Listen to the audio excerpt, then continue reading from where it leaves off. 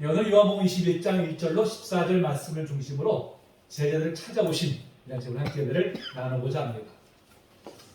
자, 이제 십자가에서 죽으시고 4일 만에 부활하신 예수님께서 먼저는 막달라 마리아에게 나타나시죠. 그리고 이제 이후에 남자 제자들에게 나타나십니다.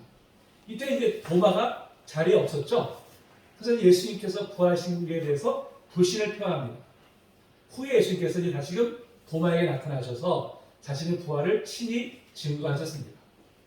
이어서 예수님은 이제 저희들에게 세 번째 자신을 이제 나타내시는데 오늘 우리가 읽은 본 말씀이 바로 그 내용입니다. 자, 오늘 말씀을 통해서 주시는 교훈을 함께 살펴보면서 주시는 은혜를 나누도록 하겠습니다. 아멘. 자, 오늘 1절에 어떻게 시작됩니까? 그 후에 예수께서 디베라 호수에서 제자들에게 자기를 나타내셨다고 말씀하고 있어요. 그래서 그 후이라는 것은 언제 말할까요? 바로 부활하신 예수님께서 제자들에게 자신을 두 번이나 나타내신 그 이유를 말하죠. 자, 근데 어디서 나타나셨습니까? 어디서? 디베라 호수에서. 자, 디베라 호수가 어딜까요? 자, 여기가 바로 이제 갈릴리 바다입니다. 갈릴리 바다라고 하기도 하고 호수라고도 해요. 왜 바다라고 해도 호수라고 하냐면 히브리어에서는 바다나 호수나 똑같은 단어를 씁니다. 그래서 어떤 때는 바다로 번역하기도 하고 호수로 번역하기도 해요. 하여튼 뭐 호수죠. 우리 개념에서 이제 호수입니다. 자, 근데 이제 이 갈릴리 바다 자체가 명칭이 여러 가지 나와요. 디베라 호수로 말도 나오고 긴네렛 바다로 말도 나옵니다. 그건 뭐냐면 그 가까운 지역, 그 호수에 가까운 그 지역에서 그 갈릴리 바다를 가리켜서 그렇게 붙인 것이죠. 그런 면에서 보면 이제 바로 이 디베라 호수는 디베라라고 하는 것, 지금 화살표가 되겠죠? 바로 이제 그곳에서 이제 있는 사람들은 이 갈릴리 바다를 가리켜서 디베라 호수다 이렇게 명칭을 붙입니다. 이 디베라는 이제 헤롯 그 안티바 왕에 의해서 건설되었는데 당시 로마 황제였던 티베리우스의 이름을 따라서 디베라라는 이름이 이제 명명이 되었습니다. 자, 그런데 왜 제자들은 디베라 호수에 간 것일까요? 무엇 때문에? 오늘 2절 3절을 보니까 베드로를 비롯한 7 제자들이 고기를 잡으러 갔다고 이제 기록을 하고 있어요. 자, 제자들은 부활하신 예수를 만난 후에 바로 이곳 디베라 호수로 고기를 이제 잡으러 간 것입니다. 다시 말해서 예전에 생업으로 돌아간 것이죠. 사실 이 장면은 우리에게 의구심을 불러일으킵니다. 자, 왜 부활하신 예수를 만난 후에 다시 예전에 생업이었던 업으로 돌아간 것일까요? 무엇 때문에? 자, 이후에 우리가 전개되는 사도행전을 보면 제자들은 이제 예수님의 사도가 되어서 온 세상에 복음을 전하는 사명을 이제 감당하게 됩니다. 그렇다면 의당 부활하신 예수님으로부터 사명을 부여받아서 이제 본격적으로 복음을 전해야 하면서 이들이 과거의 어부의 생활로 이제 돌아간 이유 과연 무엇일까요? 그것이 이에 대해서는 여러 가지 이제 견해가 있습니다만 두 가지만 이제 소개해 드리려고 합니다. 첫째로는 예수님께서 이제 부활하신 후에 마리아에게 뭐라고 그랬어요? 갈릴리에서 만나자 이렇게 약속하셨잖아요. 그래서 이제 그 약속에 따라서 이제 갈릴리 갔다는 이제 그런 견해가 있습니다. 마태복음 28장 10절 말씀인데 읽어볼까요? 시작. 예수께서 이르시되 무서워하지 말라. 가서 네 형제들에게 갈릴리로 가라 하라. 거기서 나를 보리라 하시니라. 자, 그렇기 때문에 제자들은 그곳에서 예수를 만나기 위해 이제 내려갔죠. 근데 언제 오실지 모르잖아요. 모르니까 여러 날 좀 무리하게 기다리다가 이제 고기를 잡으면서 예수님을 기다리는 것이 좋겠다. 또 이제 생계를 유지해야 되기 때문에 그래서 이제 고기를 잡으러 간 것이다. 이렇게 이제 보는 견해입니다. 자, 둘째로는 또 하나의 견해가 뭐냐? 자, 부활하신 예수를 만나기는 했지만 제자들의 마음 속에는 자괴감이 가득했을 거예요. 예수를 보니까 다 도망가셨잖아요. 예수를 부인했잖아요. 너무나 부끄럽고 죄송스러운 마음에 모든 것을 다 포기하고 이제 내려갔다. 이렇게 이제 보는 견해입니다. 예수님이 잡히시던 날 밤에 한개같이 그 누구도 한 사람도 곁에 남지 않고 예수를 버리고 다 도망치고 말았습니다. 심지어 베드로는 자기는 절대 어떤 경우에도 단성 다 예수를 버릴 줄 알고 나는 예수를 버리지 않겠습니다. 아주 호언장담했는데 어떻게 됐어요? 여종들에게 3번이나 예수님을 부인합니다. 그런 일을 이제 했죠. 얼마나 죄송했을까요? 얼마나 비참했을까요? 얼마나 좌절감을 맛보았을까요? 그러니까 제자들이 부활하신 예수를 만나게 되자 한편으로는 뭐 너무나 기뻤죠, 당연히. 그 기쁜 마음은 헤아릴 수가 없는 것이죠. 한편은 어떻을까요? 죄송한 마음, 부끄러운 마음, 차마 예수님 앞에 이제 설 수가 없었던 것이죠. 예수님 버리고 도망간 주제에 어떻게 우리 예수님을 떳하게 배울 수 있겠어? 아마 이제 이런 마음이었을 것입니다. 그래서 이제 실패와 절망 속에서 옛날의 생업으로 돌아가고 만 것이다. 이렇게 이제 보는 것이죠. 저는 이 두 가지 견해 중에서 후자가 맞다고 봅니다. 이렇게 그들이 예수님을 따라서 예루살렘에 올라갈 때만 해도 꿈에 가득 찼었잖아요. 이제 예수님의 나라가 세워지면 자기들이 예수님 옆에서 이제 높은 직위를 가지고 지금까지 누려보지 못했던 그런 권세, 부귀영화 이걸 다 누릴 것이다. 고향 사람들에게 하면 큰 소리로 뻥 보셨을 거예요. 야 두고 봐라 이제 내가 아주 큰 인물이 돼서 돌아올 것이다. 이런 자부심을 가지고 예수님을 따라서 예루살렘으로 올라갔을 텐데 지금은 어때요? 실패자. 그렇죠? 실패했다는 그런 자괴감을 안고 낙창하고 말았습니다. 얼마나 전 그 마음이 참 안타까웠을까요? 얼마나 비참했을까요? 자, 그런데 오늘 본문에 보니까 설상가상으로 그토록 자신들이 자신했던 고기를 잡는 일에도 어떻게 했어요? 실패하고 말았어요. 오늘 3절 하반절에 보니까 그날 밤에 아무것도 고기를 잡지 못했다고 이제 말씀하고 있습니다. 참 고향을 떠날 때만 해도 큰 기대감으로 가슴 벅차했는데 이제 모든 꿈은 다 사라지고 게다가 예수를 버리고 도망쳤다고 하는 그 자기감으로 주눅들어 있었던 그들이었어요. 그런데 게다가 거기다가 그나마 자신들이 자신했던 잡혀 굶었던 이 고기를 잡는 일에도 실패했으니 그 심정이 어떻겠습니까? 정말 말로 표현할 수 없는 정말 당장 죽고 싶을 정도로 절망적이고 비참한 심정이었을 것입니다. 야 정말 내 인생은 도대체 되는 일이 하나도 없구나. 아마 이렇게 생각했지 않았을까요? 이렇게 계속해서 실패와 절망의 나락으로 떨어지는 제자들의 모습 속에서 바로 우리 자신을 보게 됩니다. 사실 우리도 인생을 살아가면서 때때로 이러한 실패를 경험하기도 하죠. 근데 불행은 이상하게도요. 한 번 올 때는 겹쳐서 오는 특성을 가지고 있습니다. 마치 네가 언제까지 버틸 수 있나 보자 뭐 하는 것처럼 완전히 우리를 그릇의 상태에 이를 때까지 그냥 힘든 일들이 정신없이 우리를 몰아칠 때도 있어요. 그럴 때 어떡해요? 우리가 어떻게 그를 극복할 수 있을까요? 정말 스스로가 극복할 수 없는 도무지 감당할 수 없는 그런 상황에 도달할 때 도대체 우리는 어떻게 해야 한단 말입니까? 그저 두려움에 떨면서 모든 것을 포기해야 될까요? 아니죠. 절대 그럴 수 없습니다. 아멘. 여러분 우리가 스스로를 포기할지라도 주님께서 결코 우리를 실패한 인생으로 끝나도록 내버려 두지를 않으세요. 아멘. 자, 이후에 정리된 내용이 바로 예수님께서 실패한 인생을 찾아오셔서 아멘. 다시 일으켜 주시는 아멘. 그런 이야기입니다. 아멘. 자, 오늘 이 4절 말씀 다 읽어볼까요? 시작. 날이 예수께서 바닷가에 서셨으나 제자들이 예수의 진리를 알지 못하는지라. 자, 날이 새어갈 때라고 표현하는 것은 바로 예수님께서 밤새도록 제자들을 지켜보고 계시다는 아멘. 그런 의미죠. 특별히 밤은 영적으로 어둠을 의미합니다. 여전히 영적으로 어두운 가운데 있었던 이 제자들을 불쌍히 여기시는 예수님께서 밤새 그들을 지켜봐 주신 것입니다. 아멘. 사실 예수님은 자신들을 배반하고 도망가고 심지어 저주까지 해가며 자신을 부인했던 그런 제자들이었지만 결코 그들을 포기하지 않으셨습니다. 아멘. 사실 저 같으면 저를 배반하는 사람을 용서하기가 저는 정말 쉽지 않을 것입니다. 배반감에 인해서 아마 상종조차 하지 않으려고 할 거예요. 저는 그렇게 부족한 사람입니다. 근데 예수님은 그럼에도 자신을 배반하는 제자들을 먼저 찾아가셨어요. 아멘. 자, 요한복음 10장 19절이죠? 읽어봅니다. 시작. 이날 이날 안식구 전날 저녁 때에 제자들이 유대인들을 두려워하여 모인 곳에 문들을 닫았더니 예수께서 오사 가운데 있어서 가사대 너에게 평강이 있을지어다. 아멘. 부활하신 주님은 주님을 배반한 제자들이 용서를 빌기 위해 찾아오기를 기다리지 않으셨어요. 오히려 두려움에 떨고 있는 제자들을 먼저 찾아가서 아멘. 그들을 용서하시고 축복하여 주십니다. 아멘. 이렇게 부활하신 주님이 먼저 찾아오셔서 그들을 용서하셨지만 정작 제자들은 예수님을 배반한 자신 스스로를 도저히 용서할 수가 없었던 것이죠.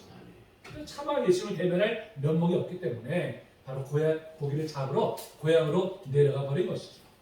그런데 바로 그것까지 예수님께서 찾아오신 거예요. 아멘. 자, 창세기 3장에 보면 인류의 조상인 아담과 하와가 하나님의 명령에 불순종해서 죄를 범한 그런 이야기가 실려 있습니다. 자, 그들은 범죄한 후에 하나님을 두려워해서 동산나무 사이에 숨어버리죠. 사실 잘못을 범했으면 얼른 깨닫고 하나님 앞에 나와서 하나님, 제가 이런 죄를 범했습니다. 저를 좀 용서해 주세요. 이렇게 좀 용서함을 구해야 되는데 당장 하나님의 진노가 무서우니까 두려워서 숨기에만 이제 급급했습니다. 이때 하나님께서 어떻게 하셨습니까? 어떻게 하셨어요? 먼저 이들을 찾아오셨죠. 아멘. 3장 9절에 뭐라고 합니까? 여호와 하나님이 아담을 부르시며 그에게 이르시되 네가 어디 있느냐? 비록 범죄한 그들이었지만 하나님께서 이들을 직접 찾아오신 것이죠. 아멘.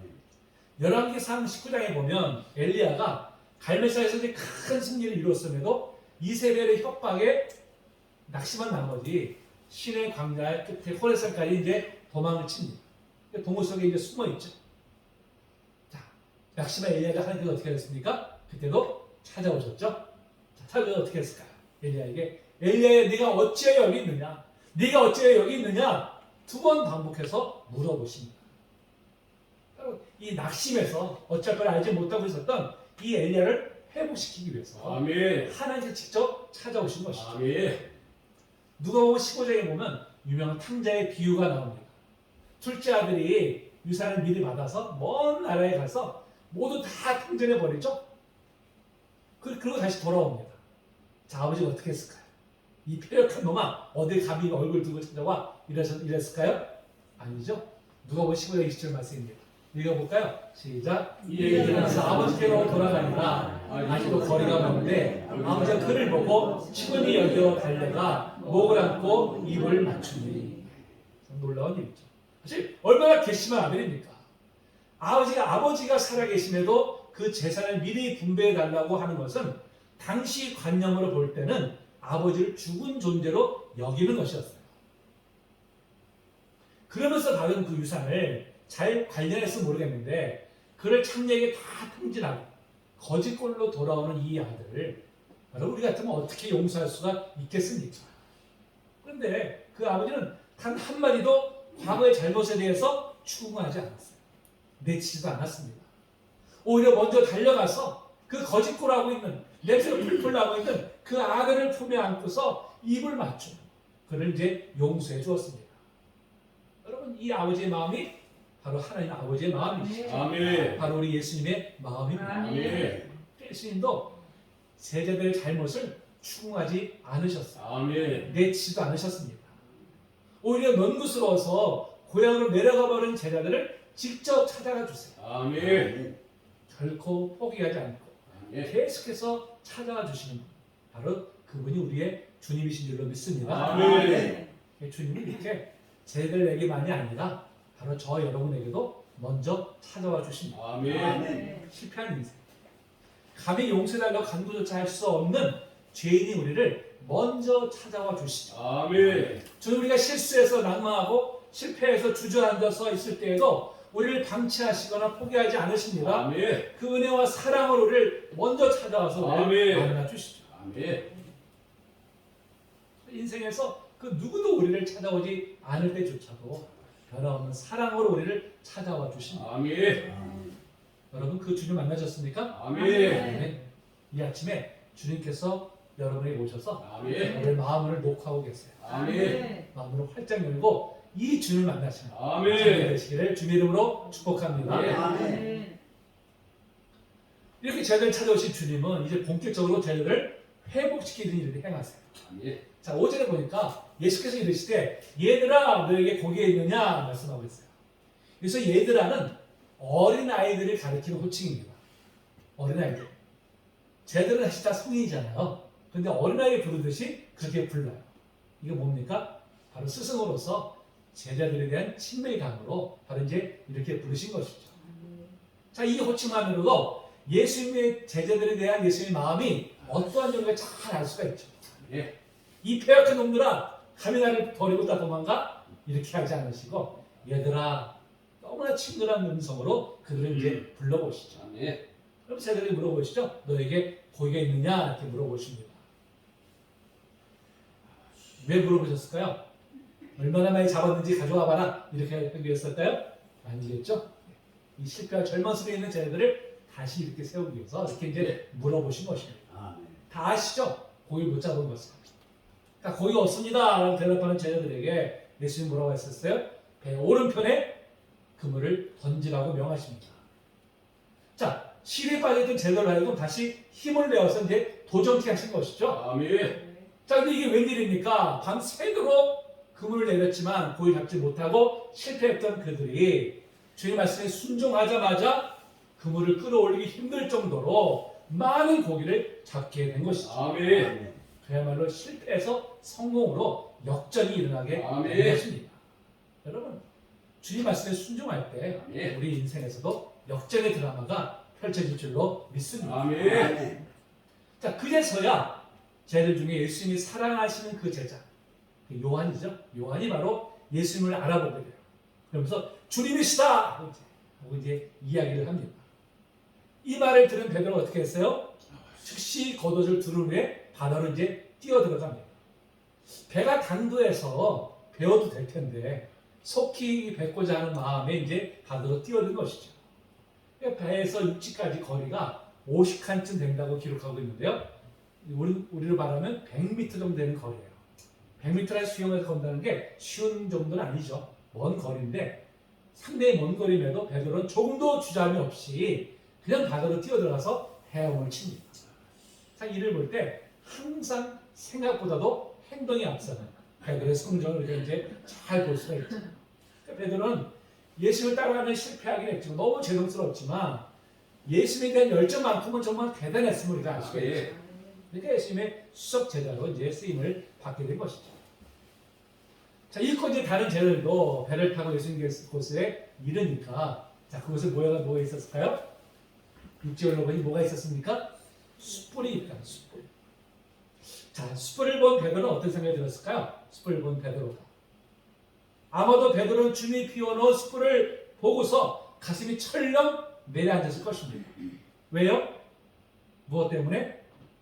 바로 가야바의 뜰에서 예수님이 재판 받으신 그 장소에서 그가 어떻게 했어요? 불을 쬐고 있었잖아요. 그 불을 쬐고 있으면서 3번이나 예수님을 부인했습니다. 그것이 이제 그때 떠오르게 된 것이죠. 요한복음 18장 25절이죠. 읽어봅니다. 시작. 지금 베드로가 서서 불을 쬐더니 사람들이 묻되 너도 그 제자 중 하나가 아니냐. 베드로가 부인하여 이르되 나는 아니라 하니. 사실 신앙적인 면을 떠나서라도 인간적인 측면에서도 도저히 용납할 수 없는 잘못을 범했죠. 그러니까 이 숯불을 보는 그 마음에 그날의 광경이 너무나 생생하게 떠올랐을 것입니다. 그런 그 마음이 어떻겠어요? 얼마나 괴로웠을까요? 근데 사실 이거는 주님께서 의도적으로 그 숯불을 피워놓으신 것입니다. 왜 피워놓으셨을까요? 무엇 때문에? 주님께서 베드로 하여금 양심에 찔려서 괴롭게 하려고 숯불을 피워놓으셨을까요? 아니죠. 주님은 실패한 베드로 하여금 이를 직면하게 하시고 그 스스로의 힘으로 극복하게 하기 위해서 바로 이제 숯불을 피워놓으신 것입니다. 아멘. 그럼 실패한 것을 뛰어넘지 못하면 진정한 회복을 이룰 수가 없기 때문에 아멘. 우리가 어떤 일에 실패했을 때 두려움을 인해서 그 문제를 다시는 직면하려고 하지 않고 자꾸 회피하려고 하는 그런 성향을 가지고 있습니다. 네, 애써 외면한다고 해서 그 상처가 치유되는 것은 결코 아닙니다. 아멘. 도리어 내면 깊은 곳으로 꼭꼭 잠겨 있다가 어느 때 이것이 도화선이 붙어버리면 확 폭발해버려요. 여러분 트라우마라는 말 아십니까? 트라우마. 우리나라 말로는 이제 이것을 의학적인 용어로는 외상 후 스트레스 장애라고 합니다. 그러니까 신체적인 손상이나 생명 위협을 받는 그런 사고에서 정신적으로 충격을 받은 뒤에는 이것이 나타나는데요. 그 대표적인 증상이 뭐냐면 이 외상과 관련된 사고나 느낌이나 대화를 의도적으로 피하려고 한다고 해요. 의도적으로. 그리고 그것을 그 외상에 대한 그 회상을 일으키는 활동, 장소라든지 사람을 의도적으로 다 이것을 피하려고 합니다. 바로 두려움 때문에 그런 것이죠. 너무나 끔찍한 일을 겪다 보니까 그것을 직면하게 되면 또 그 두려움이 일어날까봐 그것이 이제 너무 힘든 일이 생길까봐 두려운 마음에 그걸 애써 외면하는 것이죠. 그냥 꼿꼿 내면에 이제 쌓아두고 있는 것입니다. 근데 문제가 뭘까요? 문제가 회피만 해서 그 문제를 해결할 수가 없다는 데 이제 문제가 있는 것이죠. 그래서 당장 고통이 따른다고 해도 이를 직면해서 극복을 해야 합니다. 아멘. 그래서 성령께서 우리를 치유하실 때도 반드시 우리 스스로 상처를 직면케 하세요. 그리고 이걸 겉으로 표출하게 하십니다. 그때 성령의 치유하신 역사가 그때부터 시작이 되는 거예요. 아멘. 내면에 꼭꼭 숨겨놓고 있으면 성령께서 치유할 수가 없어요. 아멘. 그래서 우리가 무엇보다 성령께 우리가 우리 자신을 맡겨드려야 돼요. 아멘. 우리 아픔, 이 안의 상처, 그런 걸 우리가 온전히 성령께 토로할 때 그때부터 성령께서 치유하신 역사가 일어나게 되는 것이죠. 아멘. 그러니까 주님께서는 죄책감을 인해서 의도적으로 주님을 피하는 베드로에게 지금 피하고 있잖아요. 예수님 설 수가 없으니까 이 호수까지 갈릴리까지 그가 지금 도망오지 않았습니까? 그러하여금 문제를 직면케 하시고 그러면서 이미 예수님께서 그를 용서하셨다는 것을 알려주심으로 아멘. 그를 회복시키기 위해서 아멘. 그는 이제 숯불을 펴놓고 기다리고 계신 것입니다. 아멘. 자, 그리고 이제 또 제자들을 위해서 식탁을 차려놓고 이제 기다리고 계셨죠. 자, 우리가 성경을 보면, 복음서를 보면 예수님의 역사는 주로 식탁에서 일어났음을 우리가 볼 수 있습니다. 자, 예수님께서 처음 행하셨던 이적이 어떤 이적이죠? 가나의 혼인잔치잖아요. 그렇죠? 가나의 혼인잔치. 하나님께서 예수님께서 물로 포도주를 만드심을 통해서 사람들을 흥겹게 해주셨습니다. 또 광야에서 굶주린 5,000명의 사람들을 5개의 떡과 물고기 2마리로 풍성한 식탁을 차려주셔서 그들을 이제 배부르게 하셨죠. 또 제자들과 함께하는 마지막 만찬에서도 성만찬 예식을 제정을 하셨습니다. 엠마오로 내려간 제자들에게도 예수님과 함께 식사할 때 그들의 눈이 떠지게 되어서 예수님을 알아보게 되었죠. 이처럼 예수님의 역사는 식사 자리에서 많이 일어난 것을 볼 수가 있습니다. 자, 그러면 왜 예수님이 유독 식사 자리에서 역사를 많이 베푸셨을까요? 무엇 때문에?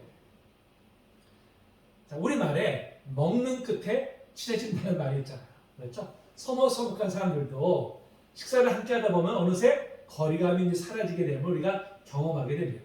그래서 이제 사람들과 친해지려면 먼저 어떻게 해야 돼요? 함께 식사하는 것이 가장 이제 빠른 길이라고 이제 생각됩니다. 그래서 우리말에도 가족을 다른 말로 뭐라고 표현하죠? 식구라는 식구. 먹을 식자 이 구자잖아요. 그렇죠? 함께 먹는 사람들이 바로 가족인 거예요. 아멘. 그러면서 우리가 이렇게 예배를 마치고 함께 식사하는 것이 뭐예요? 우리가 식구라는 거예요. 아멘. 가족이라는 의미입니다. 예수님께서는 식탁에서 함께 허물 없이 식사를 나눔으로 마음의 벽을 허물기 위해서 아멘. 식탁을 이렇게 차리신 것이죠. 자, 그래서 예수님께서 너희들이 잡은 생선을 가져오라고 이렇게 명하십니다. 근데 그 제 생선이 제자들이 능력으로 얻어진 것입니까? 예수님 말씀에 순종했기 때문에 얻어진 것입니까? 예수님 말씀에 순종했기 때문에 얻어진 것이죠. 자, 이를 가지고 예수님 옆에 나아감으로 예수님 친히 베푸신 잔치에 이제 참여하게 된 것이죠. 이는 우리가 주님 말씀에 순종할 때 맺어지는 열매를 안고 주님이 베푸시는 천국 잔치에 나아가게 됨을 아멘. 보여주고 있습니다. 아멘. 우리 성도님이 장차 천국에서 베풀어질 천국 잔치, 여러분 무엇을 들고 참여하시겠습니까? 순종의 열매를 가지고 아멘. 주님이 베푸신 천국 잔치에 나아갈 때 아멘. 더 풍성한 은혜를 누리게 될 줄로 믿습니다. 아멘. 자, 이렇게 생선을 가져오라고 명하시자 베드로가 이제 그물을 끌어올리죠. 그래서 이제 그물 안에 있는 생선의 숫자를 세어보니까 몇 마리가 되었을까요? 153마리죠. 153마리. 자, 153. 자, 153. 뭐가 떠오르실까요? 볼펜. 볼펜이죠. 네, 모나이 볼펜. 그렇죠? 모나이 볼펜이 이제 떠오릅니다. 모나이 볼펜 보면 모나미 153 이렇게 새겨져 있잖아요. 그렇죠? 이 모나이 볼펜이 1963년에 5월 1일에 이제 창업이 됐다고 해요. 근데 처음에 이제 볼펜을 생산할 공장도 뭐 기술도 없는 그런 상태에서 이제 출발했다고 합니다. 그 다음에 그 회사가 너무 어려움에 처해 됐어요. 그래서 이제 이 모나미의 그 송삼수 회장이 이분이 기도원으로 가가지고 하나님 앞에 이제 매달려서 간절히 이제 기도하기 시작했습니다. 하나님 나 좀 도와주세요. 나 좀 건져주세요 하고 이제 기도하기 시작했는데 기도하는 중에 하나님 성령께서 그의 안에 그동안 그가 하나님 앞에 얼마나 많은 잘못을 범했는지를 다 이제 깨닫게 하더랍니다. 사업한답시고 주의 정도를 제대로 하지 못한 것, 돈을 벌었어도 11조 생활 제대로 하지 않았던 것, 바쁘다는 핑계로 예배와 기도 생활 너무 게을렀던 일들 등등등등 해가지고 이제 그동안 회개할 제목들이 막 계속 이어지는 거예요. 그래서 내가 눈물 콧물로 이제 지난날의 잘못을 하나님께 이제 통해 자복하고 이제 회개를 했습니다. 자, 그러면서 이제 성령의 감동에 따라서 성경을 딱 펼쳤는데 바로 오늘날 우리가 읽은 이 본 말씀을 딱 펼친 거예요. 이 본 말씀 읽다 보니까 1호사는 숫자가 눈에 딱 들어온 것입니다. 그래서 하나님 앞에 이제 기도했죠. 하나님, 제가 모나미 1호사이라는 이름으로 볼펜을 만들겠습니다. 이 볼펜이 전 세계 사람들의 손에 들려져서 하나님 50억짜리 이상이 팔리게 해주세요. 아멘. 64년이면 사실 우리나라가 굉장히 가난했던 시절이거든요. 수출은 상상도 못했던 그런 시절인데 50억이면 전 세계 인구잖아요. 좀 엄청 꿈도 크죠. 근데 놀랍게도요. 지금까지 60년이 지났는데 지금 제가 이제 인터넷 검색해 보니까 45억짜리 이상이 팔렸다고 합니다. 지금까지 50억짜리에 5억짜리밖에 안 남았어요. 전 세계에 지금 이 모나미 볼펜이 이제 보급이 된 것을 우리가 보게 됐죠. 아멘. 아멘. 여러분 실패하면 낭만할 때 예수를 만나는 되고 아멘. 역전된 것이죠. 아멘. 우리도 마찬가지입니다. 우리가 실패하면 낭만할 때 예수를 만나게 됩니다. 아멘. 우리 역전의 드라마가 우리 앞에 펼쳐지게 아멘. 될 줄로 믿습니다. 아멘. 자, 이렇게 또 많은 물고기가 잡히면 그물이 자칫 찢어질 수가 있잖아요. 그런데 자, 그물이 찢어지지 아니하였더라고 말씀하고 있습니다. 예. 고기가 단 한 마리도 빠져나가지 않는 것이죠. 아멘. 자, 여기서 그물은 교회를, 고기는 성도들로 비유할 수 있습니다. 아멘. 자, 주님이 중심에 계시는 교회는 자, 일치와 연합으로 인해서 절대 깨어지지 않음을 아멘. 우리에게 교훈해 주고 있죠. 아멘. 여러분, 교회가 왜 깨어집니까? 왜 분열합니까? 주님이 중심이 되시지 않고 사람이 중심이 되려 하기 때문에 교회가 분열되는 것이죠. 깨어지는 것이죠. 사람이 중심이 되면 각자 자기 소견대로 행하니까 의견이 충돌이 되고 끝내 분열하게 되는 것입니다. 그러니까 교회가 하나 되는 비결은 나를 내려놓고 아멘. 오직 주님을 중심으로 모이는 것이죠. 아멘. 그러니까 주님을 중심으로 모이는 것은 교회 내 모든 의사결정과 행함에 있어서 주님의 마음으로 행하는 것을 말합니다. 아멘. 주님 마음이 어떤 마음입니까? 다른 이들을 나보다 낮게 여기며 서로를 존중하는 것이 그것이 바로 주님의 마음으로 행하는 것이죠. 아멘. 어떤 일을 숙고하고 행할 때에도 내 생각과 내 뜻을 앞세우지 않고 주님이라면 어떻게 하실까? 아멘. 이걸 먼저 생각하는 것이죠. 아멘.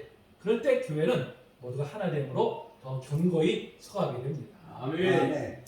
저는 지금 우리 교회가 바로 그런 교회인 줄 믿습니다. 아멘. 우리가 더욱 그런 교회로 정교히 서갈 수 있도록 우리가 더욱더 힘을 써야 될 줄로 믿습니다. 아멘. 자, 이 예수님은 이제 저희에게 와서 자, 조반을 못들어 이제 초청하시죠. 자, 12절 13절입니다. 읽어봅니다. 시작. 예수께서 이르시되 와서 조반을 먹으라 하시니 제자들이 주님의 지식을 아뢰므로 당신의 누구냐 아무 누구냐가 예수께서 가셔서 찾아가니까 그들에게 주시고 생선과 같이 사실 제자는 지금 불과 며칠 전에 예수님을 보고 다 도망쳤어요. 베드로는 3번이나 예수님을 부인했습니다. 그랬던 제자들임에도 예수님 결코 책망하지 않으시고 도리어 그들을 식탁에 초대하셨어요. 그러니까 우리도 그렇지만 유대인들은 자신과 가깝지 않은 사람들하고는 절대 식사를 함께 하지 않았습니다. 그래서 제자들 식사 자리에 초대하셨다는 건 뭐예요? 예수의 마음에 이 제자들은 그들이 잘못을 범하기 전이나 지금이나 전혀 다를 바 없는 한 식구라는 것을 지금 이제 표현하신 것이죠. 자, 예수님이 식탁 초대를 받은 제자들의 마음이 어땠을까요?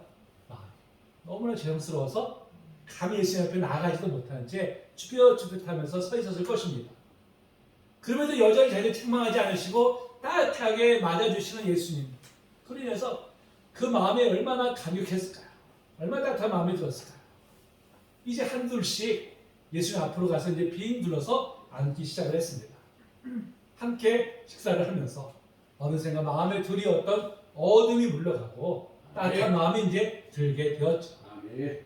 그 마음의 상처가 이제는 치유되고 회복되기 시작한 것입니다. 아멘. 그래서 이처럼 비록 자신의 배반한 제자들이었지만 이미 그들을 다 용서하셨어요. 그래서 죄책감에 의해서 고통하고 있는 그들을 찾아오셔서 그들을 회복시켜 주십니다. 여러분, 주님은 우리에게도 동일한 은혜를 베풀어 주십니다. 아멘. 우리가 실패와 절망으로 다시 일어날 힘이 없을 때 우리를 찾아오셔서 아멘. 우리의 마음을 어루만져 주십니다. 아멘. 나보다 나를 더 잘 아시는 주님께서 예. 친히 우리의 손길과 눈길과 음성으로 아멘. 우리의 상처는 마음을 치유하시고 아멘. 회복시켜 주십니다. 여러분, 우리가 그 경험들이 다 우리 갖고 있잖아요. 그렇죠? 우리가 정말 갈 바를 알지 못했을 때, 그 누구도 우리의 간절한 부르짖음에 응답할 수 없는 상황에 처했을 때, 그때 정말 주님께서 우리를 찾아오셔서 아멘. 내가 너와 함께한다고 말씀해 주시고 아멘. 우리의 아픈 마음을 의로만져 주시고 아멘. 다시 이런 힘을 우리가 주셨기 때문에 아멘. 우리가 지금 여기까지 오게 되었습니다. 아멘. 그것이 바로 부활의 주님을 만난 것이죠. 예. 우리가 부활의 주님을 만날 때 바로 실패와 절망 가운데 회복시켜주는 은혜를 경험하게 될 줄로 믿습니다. 아멘.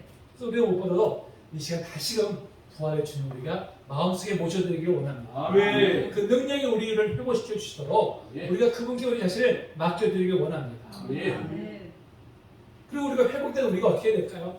우리와처럼 실패와 절망으로 고통하던 인생, 그 인생이 부활의 주님 만남으로 회복되도록 그를 돕는 그 일을 이제 우리가 감당해야 되죠. 아멘. 그것이 바로 부활의 주님 만남으로 인해서 회복된 우리에게 주신 사명입니다. 아멘. 여러분, 우리가 나를 구원받은 것을 우리가 만족해서는 안 돼요. 예.